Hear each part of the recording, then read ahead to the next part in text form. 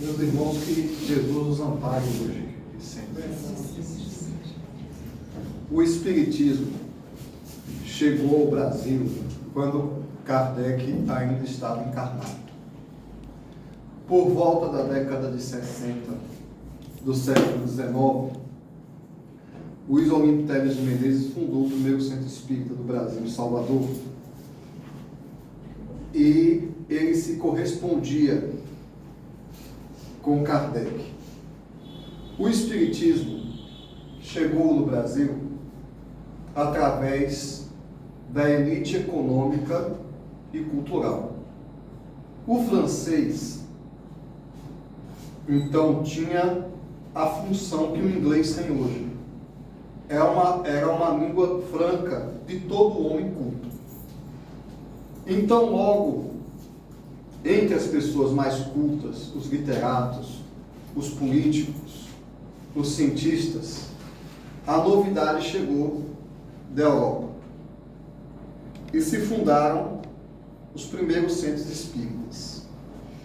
Mas já na época de Kardec, o movimento espírita veio cheio de controvérsias.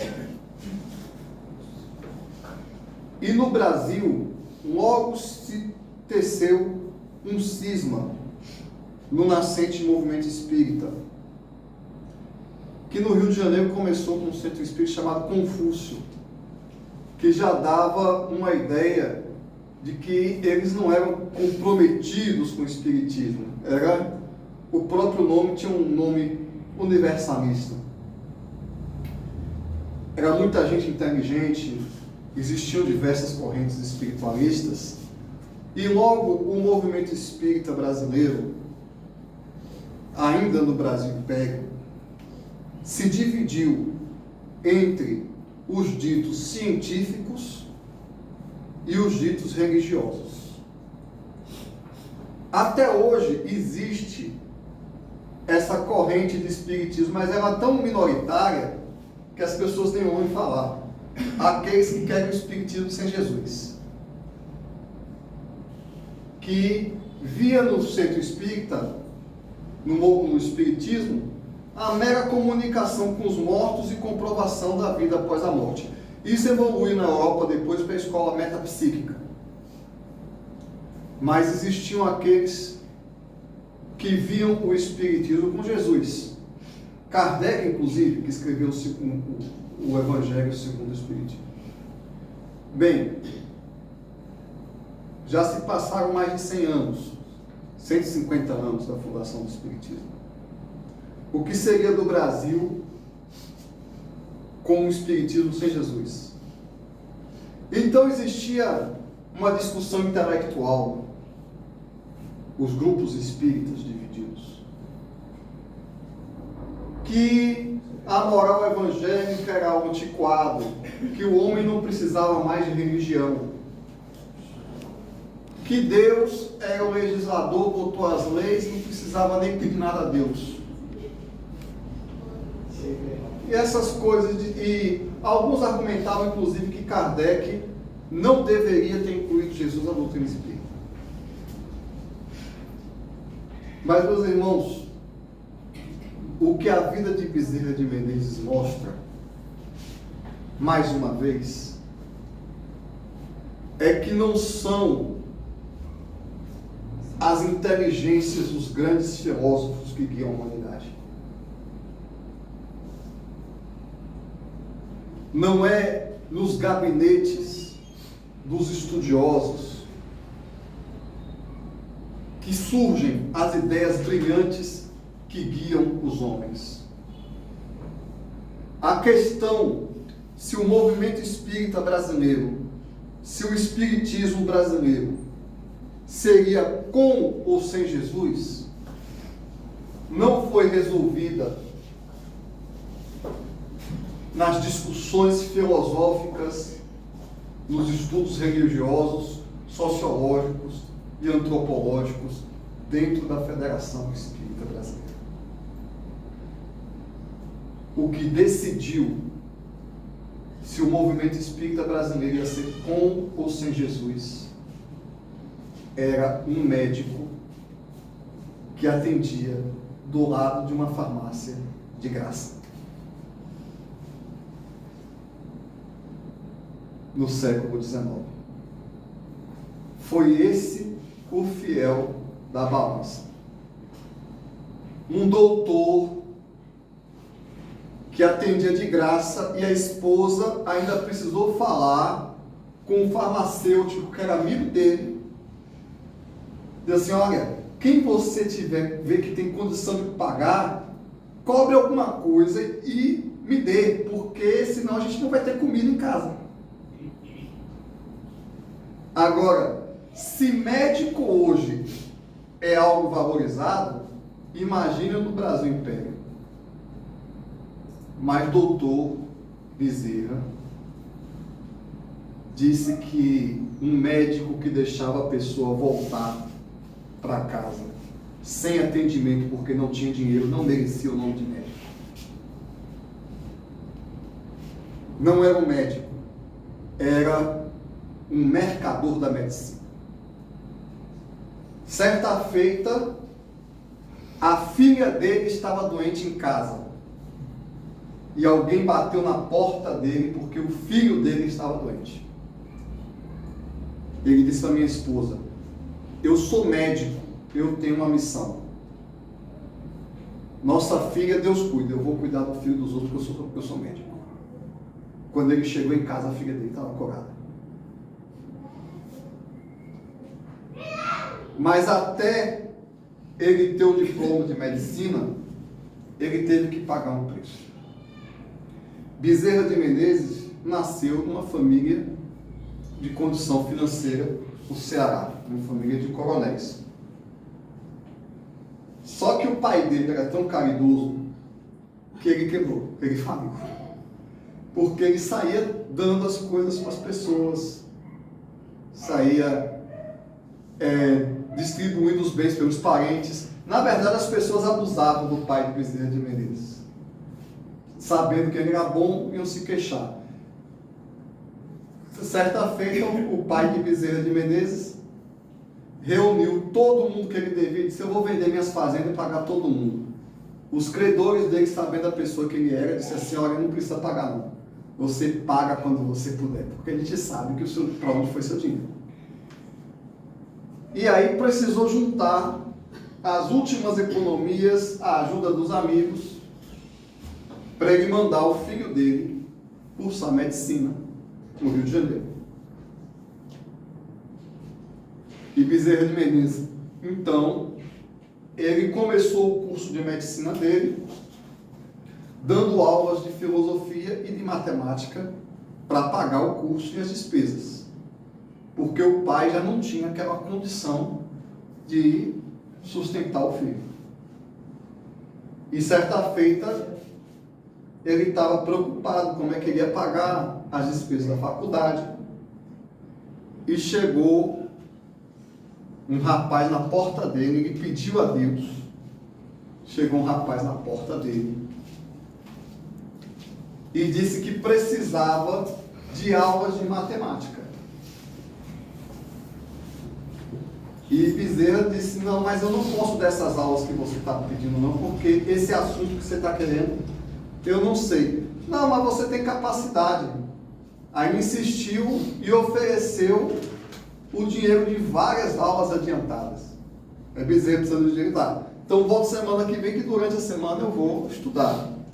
Isso para Bezerra não era novidade. Ele era muito inteligente. Ele concluiu o exame do ensino fundamental em tempo recorde. Então ele foi estudar para dar aula para o rapaz, e o rapaz nunca mais apareceu para tomar as aulas. E adiantou o dinheiro todo que ele precisava. E foi assim a vida dele. Ele foi laureado com honras pela faculdade, mas a terra natal dele o chamava. Os amigos dele, lá no Ceará, queriam que ele fosse vereador. E por muita insistência, ele disse assim: tudo bem, ó, eu não vou fazer campanha não. Mas se eu for eleito, eu não vou me recusar a assumir o cargo. Ele então já tinha conseguido se empregar como médico do exército, médico-tenente do exército, já estava com a vida mais ou menos estabilizada, mas por pressão da comunidade dele, que votou nele, ele teve que abandonar o emprego para assumir a cadeira de vereador. Ele foi vereador da sua cidade, ele foi prefeito, que na época se chamava de outro nome, e ele foi deputado federal por 2 vezes. Na segunda vez, ele fez uma lei propondo que quando os escravos, lei que não foi votada, não foi executada, fossem libertados, que todos eles tivessem acesso à educação. Então ele teve essa carreira política, ele teve que interromper a carreira médica para seguir a carreira política. Mas o intercurso de um mandato para o outro, ele continuou exercendo a medicina. Tem várias histórias sobre a atuação médica de Bezerra de Menezes. Algumas muito conhecidas. Dizem que ele estava indo pegar o bonde e apareceu uma pessoa que estava sem o dinheiro para pegar o bonde. Bezerra deu o dinheiro para ele para pegar o bonde e foi a pé para casa. Outra vez ele consultou uma moça e disse: ó, você só precisa comprar esse remédio aqui, mas doutor, eu sou pobre, eu não tenho dinheiro para comprar o remédio. Ele tirou o anel de formatura dele e deu para a moça comprar o remédio. Isso é uma pessoa que ama pessoas. Porque a humanidade ainda vai durar talvez séculos para entender isso. Os destinos dos seres humanos na Terra são governados por aqueles que amam. Os que amam sempre vencem. São os espíritos que amam que guiam a humanidade. E é o amor que determina o curso da história. É por isso que eu volto a dizer. Quando das discussões, das divisões do espiritismo entre científicos e religiosos, um teólogo não conseguiria resolver, mesmo com os argumentos certos. A primeira tradução do Livro dos Espíritos para o português chegou à mão de Bezerra de Menezes. O tradutor deu a ele. E ele, lendo o Livro dos Espíritos, ele teve a impressão que ele já conhecia aquilo tudo, que ele não estava vendo novidade nenhuma, que as coisas tinham que ser daquele jeito. Porque, na verdade, como nos relata Humberto de Campos no livro Brasil, Coração do Mundo, Pátria do Evangelho, Jesus destacou um dos seus mais nobres discípulos para essa missão no Brasil, de fazer o Brasil da pátria do Evangelho. E existem algumas versões discordantes sobre as encarnações de Bezerra de Menezes. Mas Jorge Damas afirma que ele era Zaqueu. Né? E depois, Quinto Varro, leiam a obra Ave Cristo. Porque Quinto Varro não é qualquer um. Quem lê aquele livro... E existe um relato também na obra de Humberto de Campos sobre Zaqueu. E se Bezerra de Menezes realmente é a reencarnação de Zaqueu, a gente não tem a ideia da grandiosidade espiritual daquele homem. Porque a esposa de Zaqueu, Salomé, perguntou a Jesus quem seria o maior dos filhos. Não, pediu para Jesus colocar os filhos dela uma à sua esquerda e outra à sua direita. Jesus foi na casa de Zaqueu conversar com Zaqueu.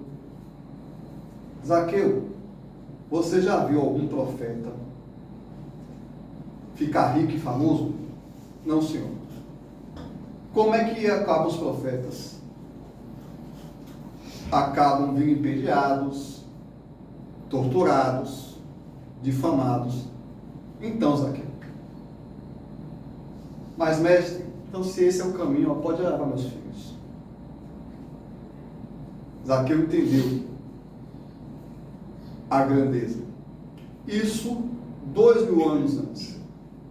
Então, é um homem de valores espirituais. Aliás, vejam como é o ciclo das reencarnações. O próprio Bezerra, ele foi muito sofredor no campo da paternidade. Aliás, Quinto Varro, que está no livro Ave Cristo, também é um pai missionário. O filho dele, isso foi por volta do século 400.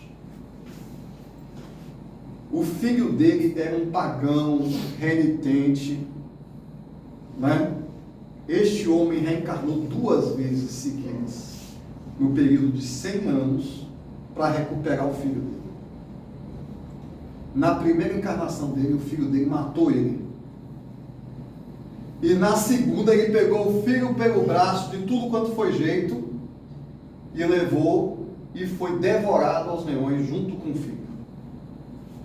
São coisas que um verdadeiro pai faz pelo filho. Isso quer ser pai, não é pagar a conta da escola, não. Nem dar presente no dia de Natal. O filho todo torto, mas a situação foi conduzida, Jesus ajudando, os Espíritos ajudando, e ele se ofereceu para ser sacrificado em nome de Jesus, e na hora que o filho viu o pai morrer queimado vivo, ele aceitou Jesus. Este era o homem. E Bezerra teve 12 filhos. E 4 morreram. E ele teve que superar o luto de todos os 4. Inclusive, um deles deu ensejo ao livro Uma Nova Visão sobre a Loucura. Loucura sobre o Novo Prisma. Uma loucura sobre o Novo Prisma. Era o filho dele obsediado.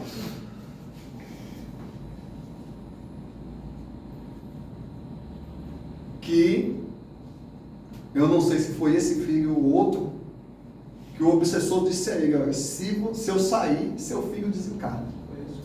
Né? E ele disse: eu prefiro meu filho livre do que preso à terra.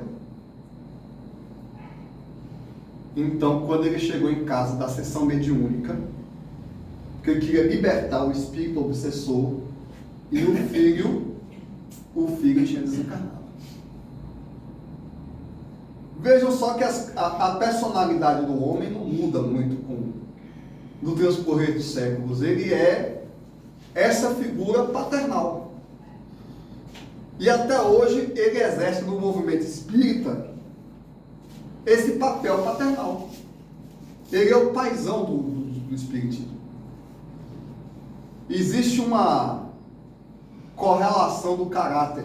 Zebedeu, os 2 filhos dele eram apóstolos de Jesus, né? João e Tiago. João e Tiago. Depois Quinto Varro, depois Bezerra. Outra coisa também, que essa característica dele marca. Ele tira completamente do imaginário do movimento espírita, na nossa visão de cristianismo, essa ideia do celibato. Muito mais meritório do que você ser celibatário e está rezando no monastério, é você criar 12 meninos. E ainda perder 4 para a morte. E ainda perder 1 para o obsessor. Então, ele tem essa personalidade paterna. Além disso, era um homem muito inteligente. Ele, na época dele, ele já falava o latim, o francês, o espanhol. Ele se formou com méritos na faculdade de medicina. Ele escrevia para o principal jornal do país, o País. Então, ele logo apreendeu a doutrina espírita. Mas nós voltamos a dizer, não seria intelectual a unificar o movimento. Porque nessas discussões intelectuais existe muita briga de egos. Existe o espírito partidário. Nessa altura, um espírita estava discriminando o outro.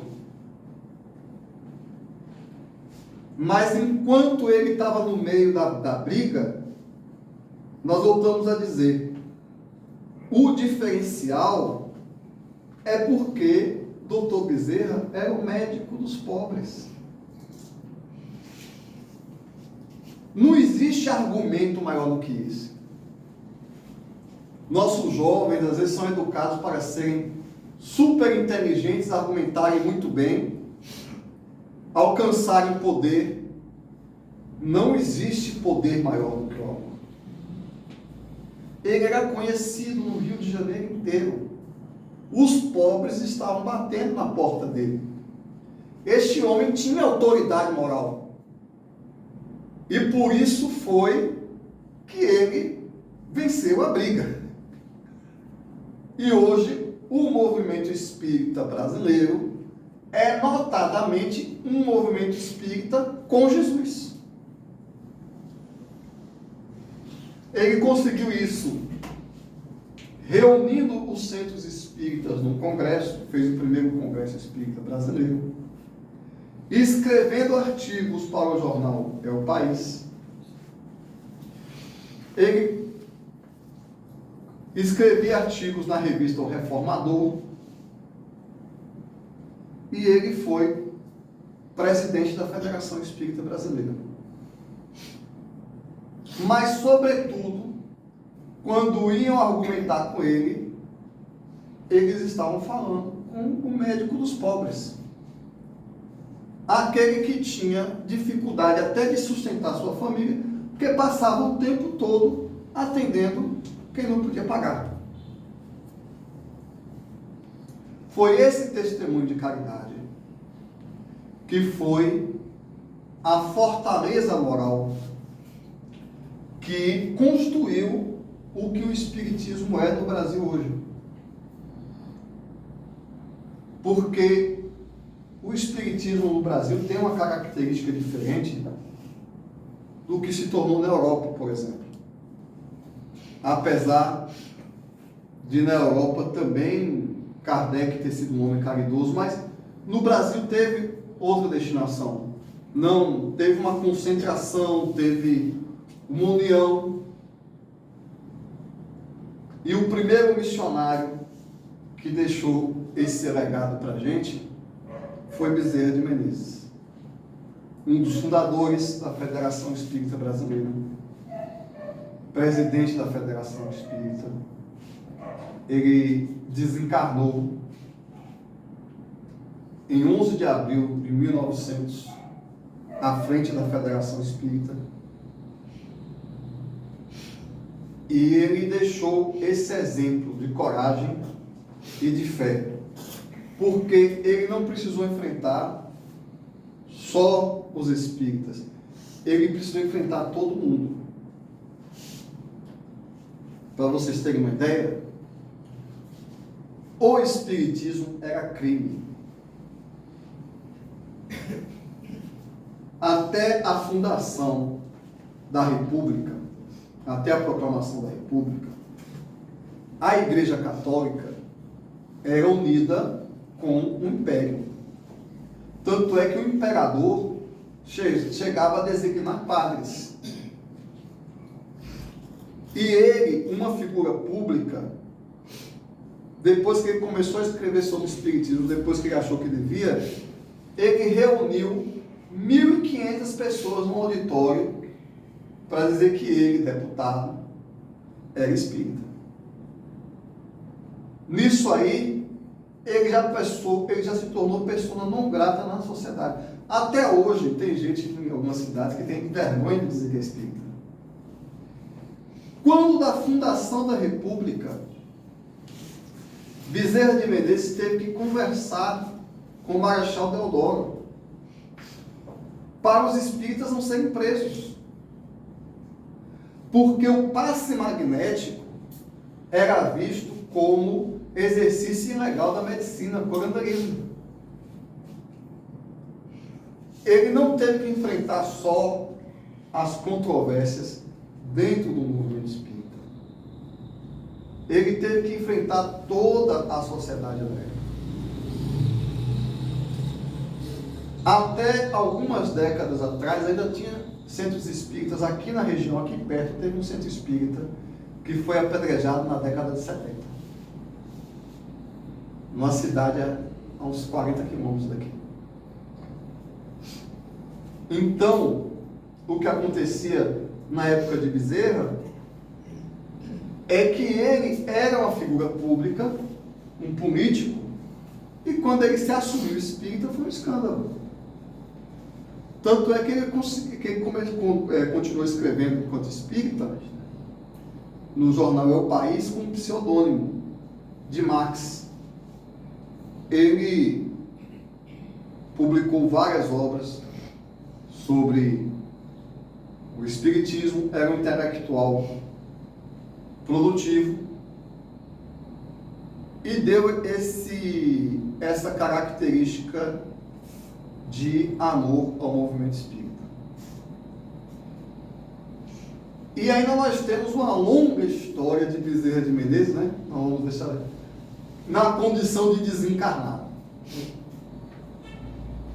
Bezerra de Menezes teve à frente da mediunidade Ivone Pereira. Ela tinha um mentor dela, mas quem tomava as principais decisões era Bezerra de Menezes. Então, se você for ler as obras de Ivone do Amaral Pereira, você vai ver um relacionamento muito filial dela com Bezerra de Menezes. Quando ela escreveu Memórias do Suicida, o presidente da federação rejeitou o livro. Ela ia queimar o livro todo. Isso não serve para nada. Aí Bezerra apareceu para ela e disse: não queime não, porque o livro não está bom, a gente vai revisar ele todinho. E designou, não sei quem é que mandava em quem, a autoridade superior, ele designou Leon Denis para fazer a revisão do livro Memórias do Suicida. Bezerra de Menezes escreveu obras através de Chico Xavier, é muito presente na mediunidade de Divaldo Franco, né? Escreveu livros através de Divaldo Franco e até hoje ele aumentou da federação, ele dá uma comunicação por ano na Federação Espírita Brasileira e se tornou uma figura lendária no movimento espírita. De formas também, aí nós precisamos fazer a ressalva, porque o espiritismo não é fácil. Que um monte de gente fala em nome de Bezerra, né?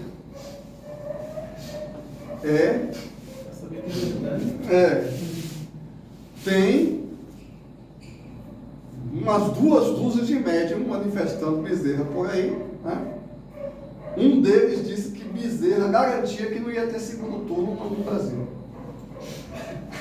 Né? Acredite quem quiser.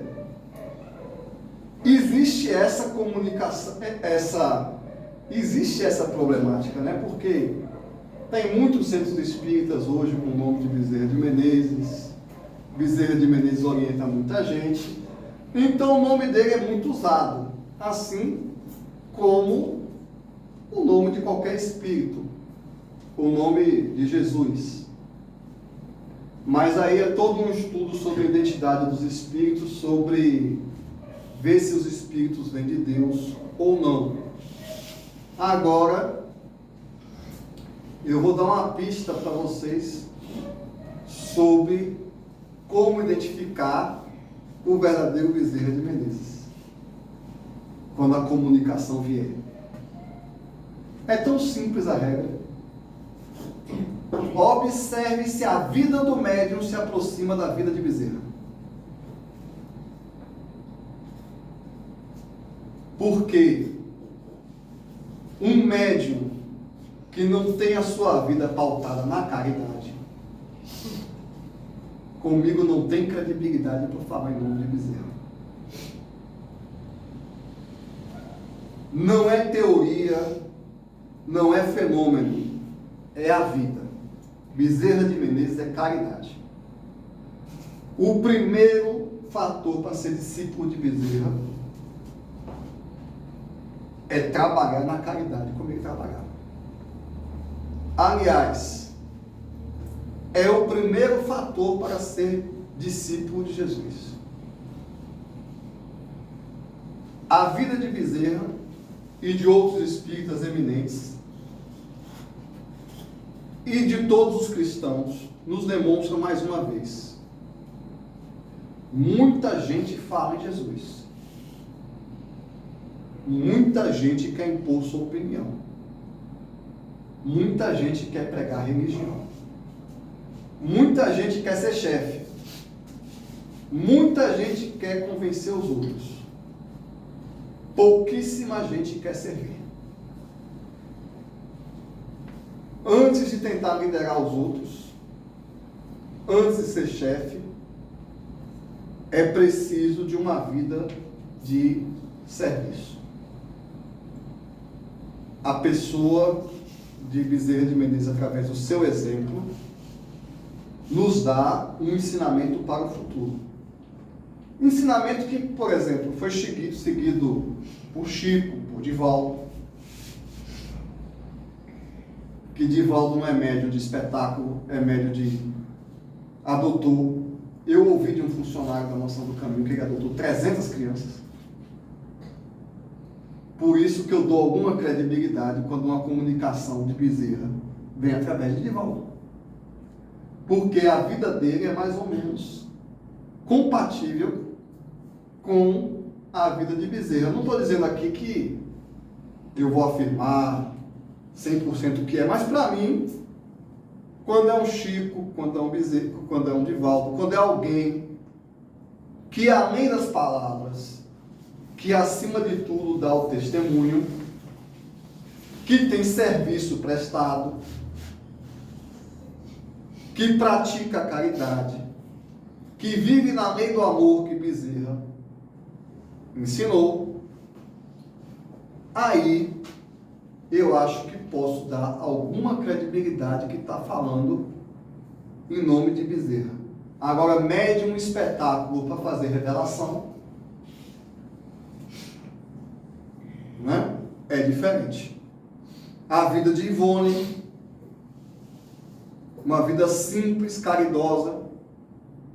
O verdadeiro profeta é marcado pela sua existência, pelo seu testemunho, pela sua vida. O primeiro grande líder do movimento espírita brasileiro, aquele que concebeu a Federação Espírita, como nós entendemos hoje, depois houve algumas reformulações, aquele que deu o direcionamento que o espiritismo brasileiro tem até hoje, muitas vezes é criticado até hoje.